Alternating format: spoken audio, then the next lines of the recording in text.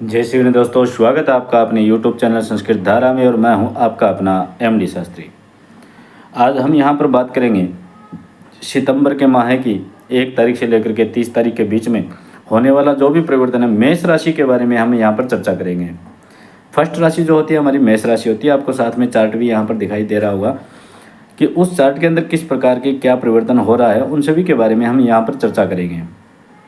सबसे पहले मैं कहना चाहूँगा कि मेष राशि के जितने भी जातक हैं उन सभी जातकों को ये बातें जो है बड़ी ही ध्यान से और बड़ी गौर से सुनना चाहिए। दूसरी बात, हर व्यक्ति ये चाहता है कि हमारे लिए अच्छा ही अच्छा बोले, तो ऐसा इसमें नहीं होता है भैया। यहाँ पर क्या है कि आपको जो पॉजिटिव है नेगेटिव है आपको हर बातें यहाँ पर बताई जाती है और हम वही बातें आपको बताते हैं जो बातें हमें यहाँ पर देखने को मिलती है और ग्रह नक्षत्रों के द्वारा जो भी चाल होती है उन्हीं के माध्यम से हम आपको यहाँ पर बताते हैं। ये जो प्रोग्राम है हमारा ये होता है हमारा चंद्र कुंडली का। चंद्र कुंडली के आधार पर ये नहीं कह सकते कि सभी के ऊपर ये आधारित होता है या सभी के ऊपर लागू होता है, नहीं कह सकते ऐसा, लेकिन ये बहुत सारे लोगों पर लागू होता है ऐसा हम कह सकते हैं। अपनी खुद की जन्म कुंडली जो होती है उसके अनुसार भी आप अपना फलादेश करवाएं, जिससे आपको पता चल जाएगा कि आपके एग्जैक्ट जो समस्या है वो क्या है और आप किस प्रकार से किस कारणों से परेशान हैं। वो सारी चीज़ें यहाँ पर आप पता लगा सकते हैं, लेकिन वो तभी पता लगा सकते हैं जब आप अपनी जन्म राशि के बारे में बतलाएंगे। दूसरी बात, यहाँ पर हम बात करना चाहते हैं मेष राशि के बारे में। मेष राशि के सबसे पहले हम देख सकते हैं कि 16 अगस्त से जो सूर्य भगवान है वो पंचम भाव में आकर के विराजमान हो गए हैं और स्व राशि के हो गए हैं। तो मैंने आपको ये पहले भी बताया था कि स्व राशि के सूर्य जो है वो आपको बहुत अच्छा रिजल्ट देने वाले हैं। आपको विद्या के अंदर, संतान के अंदर, प्रेम के अंदर बहुत अच्छा रिजल्ट देने वाले हैं। परंतु यहाँ पर अकेले सूर्य के माध्यम से तो हम नहीं दे सकते, लेकिन चंद्र कुंडली के अनुसार अगर देखें तो पहले तो हमने केवल एक सूर्य के बारे में बताया था, लेकिन अब यहाँ पर हम प्रत्येक ग्रह के बारे में बात करेंगे। प्रत्येक ग्रह के बारे में नॉलेज लेंगे कि कौन सा ग्रह कहाँ पर बैठा हुआ है, कहाँ पर बैठ करके किस प्रकार का फल दे रहा है। तो वीडियो को अंत तक ज़रूर देखिएगा आप। यहाँ पर आपको हर बातें वो मिलेगी। ये ज़रूरी नहीं है कि आपके लिए सब चीज़ पॉजिटिव हो, लेकिन आपको यहाँ पर अच्छी बुरी सभी बातें जो क्योंकि अच्छी बातें ही सुनना हमारे लिए ज़रूरी नहीं होता। हमारे अंदर क्या कमियां हैं या फिर हमारे ग्रह नक्षत्र में क्या कमी आ रखी है, हम किस कारण से परेशान हो रखे हैं, हमारी ये समस्या क्यों आ रही है, इन सभी बातों के बारे में हमें अगर पता होगा तो हम उसका निदान भी करने की कोशिश करेंगे। अब हम यहाँ पर जैसे बात कर लेते हैं, सबसे पहले मेष राशि यानी 1 नंबर जहाँ पर लिखा हुआ आपको दिखाई दे रहा है वो मतलब है मेष राशि का। मेष राशि है, दूसरे भाव के अंदर बैठे हुए हैं आपके गुरु। दूसरे भाव में अगर गुरु बैठे हैं तो आपको पता है कि दूसरे भाव जो होता है वो धन का होता है और वाणी का कारक होता है। गुरु जो बैठे हैं वो 2 नंबर यानी शुक्र की राशि में बैठे हैं, परंतु यहाँ से शुक्र की अगर हम बात करें तो वो शुक्र बैठे हैं 6ठे भाव के अंदर, वो भी केतु के साथ में बैठे हैं। अगर केतु के साथ में शुक्र बैठे हैं, शुक्र जो होता है वो धन का प्रतीक होता है, ऐश्वर्य का, लग्जरी जीवन का, प्रेम का, काम वासना का, इन सभी का प्रतीक होता है। तो यहाँ पर अगर केतु साथ में बैठ गया ना तो इसके कारण से आपको क्या है कि धन के अंदर, आर्थिक स्थिति के अंदर थोड़ी दिक्कत आ रही होगी, आपके प्रेम संबंध में थोड़ी दिक्कत आ रही होगी। केतु क्या करेगा कि शुक्र के जो भी इफेक्ट होंगे यानी शुक्र के जितने भी पॉजिटिव होंगे उन सभी को खराब करने की कोशिश करेगा। जैसे शुक्र धन देता है हमें, आर्थिक स्थिति हमारी मजबूत करता है, परंतु केतु साथ में बैठ करके वो क्या करेगा, उसको गड़बड़ करेगा। केतु के साथ में या केतु साथ में बैठ जाता है तब क्या करता है कि हमेशा सही रास्ते को गलत की ओर मोड़ने की कोशिश करता है। जैसे ये शुक्र जो है आपको धन देगा, ऐश्वर्य देगा, प्रेम देगा, ठीक है, परंतु केतु क्या करेगा, उसको डाइवर्ट कर देगा, काम वासना की ओर आपको बढ़ोतरी देगा, आपको नशा इत्यादि की ओर बढ़ोतरी देने की कोशिश करेगा, आपको किसी गलत संगत की ओर ले जाने की कोशिश करेगा, आपका व्यर्थ में धन खर्च करने की कोशिश करेगा, आपको किसी भी प्रकार से समस्या से ग्रसित करने की कोशिश करेगा। जो गुरु बैठे हैं दूसरे भाव में, वो वाणी के रूप में बैठे हैं, धन के भाव में बैठे हुए हैं, तो वो आपको बहुत सारा अच्छा भी पॉजिटिव रिजल्ट देंगे, आपके स्वास्थ्य के अंदर भी सुधार करेंगे। हाँ, परंतु ये कह सकते हैं कि मेष राशि के जितने भी जातक हैं उनको 20 तारीख तक, 20 सितंबर तक उनके पैरों में, हाथों में थोड़ी समस्या रह सकती है। तो कोई ज़्यादा बड़ी समस्या नहीं कह सकते इसको, लेकिन यहाँ छोटी मोटी उनके चोट लगा, अंगुलियाँ इत्यादि में चोट लगना कह सकते हैं, पैरों में दर्द वगैरह कह सकते हैं, ये समस्या उनको रह सकती है। और पैरों में ज़्यादा समस्या रहने का मतलब यात्राएं ज़्यादा हो सकती है, व्यर्थ की यात्राएं बहुत ज़्यादा हो सकती हैं, जिनके कारण से आपके खर्च भी बढ़ सकते हैं। दूसरी अगर हम बात करें, यहाँ पर सूर्य भगवान जो है वो पंचमेश होकर के बैठे हुए हैं, परंतु यहाँ पर हमें बार बार में ही समस्या क्यों आ रही है, यानी 1-1.5 महीने से हम 1-1.5 साल से हम ये देख रहे हैं कि हमें बहुत ज़्यादा समस्या भी पैदा हो रही है। और बहुत सारे ऐसे भी लोग होंगे जिनको किसी प्रकार की समस्या का सामना करना पड़ा, परंतु समस्या हल हो गई, तो वो उनकी खुद की कुंडली के अनुसार भी ग्रह नक्षत्र किस प्रकार बैठे हुए हैं बहुत सारी जानकारी हमें नहीं है। परंतु हम यहाँ पर बात करें चंद्र कुंडली के बारे में। अब चंद्र कुंडली की अगर हम बात करेंगे तो यहाँ पर आपको एक बात बता देता हूँ, जैसे हमने बात की कि सूर्य भगवान जो है वो पंचमेश होकर के तो बैठ गए, जो हमें क्या देते हैं, धन, ऐश्वर्य, यश, मान, कीर्ति, पद, प्रतिष्ठा, मान सम्मान और प्रेम इत्यादि हमें सब कुछ देते हैं।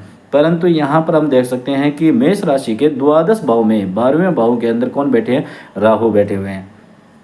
अगर द्वादश भाव में राहु अगर विराजमान हो गए तो इसका मतलब क्या है कि जो द्वादश भाव है वो कभी भी अच्छा नहीं माना जाता, राहु को भी हम अच्छा नहीं मानते इसके यहाँ पर विराजमान होकर के। तो यहाँ पर क्या करेगा, वो व्यर्थ के खर्चे करवाना, आपको व्यर्थ की किसी न किसी गलत संगत की ओर लेके जाना। और राहु की जब पंचमेश दृष्टि जब सूर्य भगवान के ऊपर पड़ रही है तो यहाँ पर आकर के आपको क्या, कोई भी ऐसा विश्वास पात्र व्यक्ति होगा जो आपको धोखा दे सकता है, या आपके बीच में किसी भी प्रेम संबंध को तोड़वाने की कोशिश कर सकता है, आपके परिवार के अंदर किसी प्रकार का अनबन करवाने की कोशिश कर सकता है। तो इस बात को आप जरूर गौर रखें। दूसरा, राहु की जब पंचमेश दृष्टि सूर्य के ऊपर पड़ती है तो ग्रहण दोष का सा योग बनता है, जिसके कारण से आपके बहुत सारी समस्याएं भी पैदा हो सकती है। जैसे विद्या के अंदर, पढ़ाई के अंदर हम कह सकते हैं, जो पढ़ाई करने वाले जो छात्र हैं उनके बारे में विशेष बताना चाहूँगा कि जैसे ही उनके ऊपर उनकी दृष्टि पड़ती है तो पढ़ाई करने वाले जो छात्र हैं वो पढ़ाई तो मेहनत तो अच्छी कर रहे हैं, परंतु वो कन्फ्यूज रहेंगे कि हमें क्या करना चाहिए, किस प्रकार करना चाहिए, कैसे करना चाहिए, मेरी मेहनत क्या रंग लेके आएगी या नहीं लेके आएगी, इस बार ऐसी बातों में वो कंफ्यूज रहने लग जाएंगे। सूर्य भगवान जो है वो 16 सितंबर को छठी राशि के अंदर यानी छठे भाव के अंदर प्रवेश करेंगे। छठे भाव में जैसे ही प्रवेश करेंगे तो यहाँ पर राहु की जो दृष्टि होगी वो कहाँ रहेगी, पंचम भाव के ऊपर पूर्ण रूप से रहेगी। तो पंचम भाव पर जब पूर्ण रूप से रहेगी तो यहाँ पर आपको जो भी चीज़ मिलनी थी उसके अंदर थोड़ी थोड़ी समस्याएं पैदा होगी। जैसे आपके वैवाहिक जीवन की जैसे बात कर लेते हैं तो आपका जो पार्टनर होगा उसके स्वास्थ्य के अंदर थोड़ी गिरावट आई होगी, और वो भी आपने देखा होगा कि अगस्त के महीने से ही प्रारंभ हो गई होगी, और वो आगे भी आपकी समस्या आ सकती है। तो इसकी आप थोड़ी सी केयर रखें। और उसके बाद के अंदर क्या है कि उन चीज़ों को ध्यान में रखने के लिए आपको थोड़ा सा धैर्य भी रखना होगा। हो सकता है कि आपके पार्टनर के साथ में वाणी के माध्यम से वाद विवाद भी हो जाए, परंतु आप इस बात को यहाँ इस वीडियो को, इस प्रोग्राम को देखने के बाद में इस बात को जरूर धार लेना कि आपको धैर्य रखना है, और वो धीरे धीरे करके 20 तारीख के 16 सितंबर के बाद के अंदर ये धीरे धीरे समस्या आपकी समाप्त होने लग जाएगी। आपका पार्टनर का जो स्वास्थ्य भी अगर डाउन हो रहा था तो वो भी धीरे धीरे करके ठीक होने लग जाएगा। अब यहाँ पर हम बात कर लेते हैं कि हाँ, किन किन लोगों के लिए ये अगर बात की जाए तो बेनिफिट की जा रहे हैं। तो कह सकते हैं कि विद्यार्थी लोगों के लिए जब 16 सितंबर से पहले अगर कंपटीशन की कोई तैयारी कर रहे हैं तो उन बच्चों को अगर किसी प्रकार की कोई तैयारी करनी है या फिर कोई एग्ज़ाम देना है तो 16 सितंबर से पहले अगर एग्ज़ाम देते हैं तो उनके लिए बहुत अच्छा रहने वाला है। 16 सितंबर से पहले वो अगर अपनी किसी भी सब्जेक्ट को तैयारी करने के लिए प्रारंभ करना चाहते हैं या फिर किसी फॉर्म वगैरह को भरना चाहते हैं तो वो भी बहुत अच्छा है। तो 16 सितंबर से पहले ज़रूर इस कार्य को आप कर लीजिएगा। उसके बाद में क्या कहते हैं, छठे भाव में जैसे सूर्य भगवान आएंगे, जैसे ही सूर्य भगवान छठे भाव में आ जाएंगे तो छठा भाव भी कहते हैं कि रोग का है, शत्रु का है इत्यादि का भाव होता है। परंतु यहाँ पर क्या है कि शुक्र भी साथ में बैठे हैं, केतु भी बैठे हैं, ये क्या है कि आगे जाकर के परिवर्तन हो जाएंगे, 22 तारीख के समथिंग जाकर के वो परिवर्तित हो जाते हैं। तो शुक्र जैसे ही सप्तम भाव में जाएगा तो आपके दाम्पत्य जीवन को बड़ा ही सुख और आनंद में बनाने की कोशिश करेंगे, और वो वहाँ पर आपको वो सब चीज़ें देने की कोशिश करेंगे जो चीज़ें उनके लिए लागू होती है। जैसे लग्जरी का प्रतीक होता है सूर्य भगवान, शुक्र भगवान, तो वो वहाँ पर वो आपको ऐसी चीज़ें प्राप्त करवाएगा। अब यहाँ पर हम बात कर लेते हैं कि जो विदेश में रहने वाले जितने भी व्यक्ति हैं उन सब ने देखा होगा कि मेष राशि के जितने भी जातक हैं उनके पीछे महीनों में उन्होंने विदेश के लिए अप्लाई किया था, हो सकता है कि उनका वीज़ा भी आ गया, वो विदेश चले भी गए हैं, परंतु वहाँ जा कर के भी उनकी समस्या आई होगी, शायद सर्विस छूट गई होगी या फिर कोई अन्य कोई समस्या आ गई होगी। ऐसी कोई समस्या अगर उनकी आई है तो कमेंट में लिख करके ज़रूर बताना मेरे को। और जिन लोगों के पार्टनर की समस्या आई है वो भी मेरे को कमेंट में लिख करके ज़रूर बताएं। और जो विद्यार्थी पढ़ाई कर रहे हैं और उनका मन भी विचलित हो गया है वो भी मेरे को कमेंट में लिख करके ज़रूर बताएं। और जहां तक हो सके आप अपने जन्म की खुद की जो जन्म कुंडली है उसका विश्लेषण जरूर करवाएं भैया। आपको वीडियो के अंदर जहाँ पर भी ये बीच बीच में जो चार्ट दिखाई देता है या आपको नंबर दिखाई देता है, यहाँ पर आप आकर के व्हाट्सएप के माध्यम से अपनी जन्म कुंडली का विश्लेषण करवा सकते हैं। तो यहाँ पर नियम और शर्तें जो होती है वो लागू रहती है, उसमें कोई संशय नहीं है। कर्म करना हमारा अधिकार है और कर्म के साथ के अंदर किसी भी प्रकार का कोई भी संशय या फिर किसी भी प्रकार की लापरवाही नहीं होनी चाहिए। यहाँ पर हम जहाँ बात करते हैं, मैं जब भी बात करता हूँ तो गुरु कृपा से और परमात्मा की कृपा से जो ज्ञान होता है उसके माध्यम से आपकी कुंडली के अनुसार विश्लेषण करता हूँ। ये चंद्र कुंडली का विश्लेषण है, ये नहीं कह सकते सब पर लागू होता है, परंतु हाँ बहुत सारे लोगों पर ये लागू होता है। तो मेष राशि के जितने भी जातक हैं उन सभी के लिए सितंबर का जो महीना है ना वो 20 तारीख तक थोड़ा सा ये कह सकते हैं कठोर रह सकता है। तो और उनको उन व्यक्तियों से भी सावधान रहना पड़ेगा जो व्यक्ति उनके विश्वास पात्र हैं और उनको आपने अगर अपने मन की बात बताई है तो वही व्यक्ति आपको धोखा दे सकते हैं। कहीं अन्य आपको कोई दूसरा व्यक्ति आकर के कोई धोखा नहीं दे सकता, परंतु जो आपका खुद का होगा, आपके मन की बात जिसको आपने बताई होगी वही व्यक्ति आपको धोखा दे सकता है। तो इस बात का भी आप गौर रखें कि जो भी बात है वो अपने मन में ही रखें, किसी को बाहर निकाल करके देने की आवश्यकता नहीं है। दूसरा, अगर हम प्रेम संबंध वाले जितने भी कपल जो लोग हैं उन सब के बारे में बात करें तो उनके बारे में मैं यही कहना चाहूँगा, उनके प्रेम संबंध को तोड़ने के लिए किसी तीसरे व्यक्ति का भी हाथ हो सकता है। और अपने प्रेम संबंध को बचाने के लिए हमेशा धैर्य का साथ लें और साथ में राहु का उपाय जरूर करते रहिएगा। राहु और सूर्य का उपाय मैंने पीछे वाली वीडियो के अंदर बताया है, अगर आपने नहीं देखा है तो आप चैनल में जाकर के वीडियो के माध्यम से देख सकते हैं और अपने राहु का उपाय आप निरंतर कर सकते हैं। आप चाहें तो अपनी कुंडली का भी विश्लेषण करवा सकते हैं, जो विशेष रूप से आपका यहाँ पर बता दिया जाएगा। अब यहाँ पर मेष राशि की थोड़ी सी वीडियो लंबी हो रही है, मैं इसलिए कह रहा हूँ क्योंकि मेष राशि के पूरे महीने की बातें यहाँ पर हम कर रहे हैं।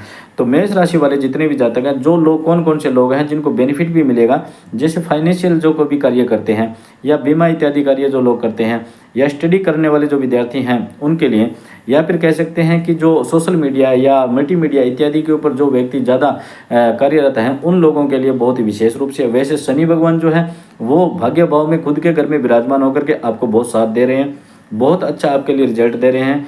लेकिन उन सभी को जब राहु द्वादश भाव में बैठ करके पंचमेश के ऊपर दृष्टि डाल रहा है ना, वहाँ पर आपको खराब कर रहा है। साथ में केतु के साथ में शुक्र बैठ गया और षष्ठम भाव में बैठने के कारण से वो आपको एक गलत रास्ते की ओर ले जा सकता है। तो आप हमेशा याद रख लेना, आपको हमेशा सोच समझ करके कार्य करना होगा और हमेशा याद रख लेना इस बात को, पहले अपने कार्य को करना होगा फिर किसी दूसरे का सहयोग करने की कोशिश करना। क्योंकि अगर आप अन्य लोगों की सहायता करते रहेंगे तो आपका कार्य पेंडिंग रह जाएगा, जिसके कारण से आपको काफ़ी समस्याओं का सामना करना पड़ सकता है।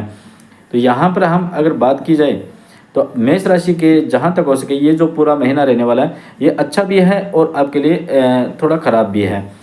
तो इसको अगर सोच समझ करके चलोगे, राहु का उपाय और केतु का उपाय अगर आप करते रहोगे तो आपको बहुत अच्छा रिजल्ट मिलने वाला है। तो इस सूर्य और राहु का उपाय जो है वो मैंने पीछे वाली वीडियो में बताया, तो उसके माध्यम से आप उपाय जरूर कीजिएगा। और अपनी कुंडली का विश्लेषण अगर करवाना हो तो आप हमसे सीधा व्हाट्सएप के माध्यम से जो नंबर आपको दिखाई दे रहे हैं उनके माध्यम से आप संपर्क कर सकते हैं। जय श्री गणेश, राधे राधे।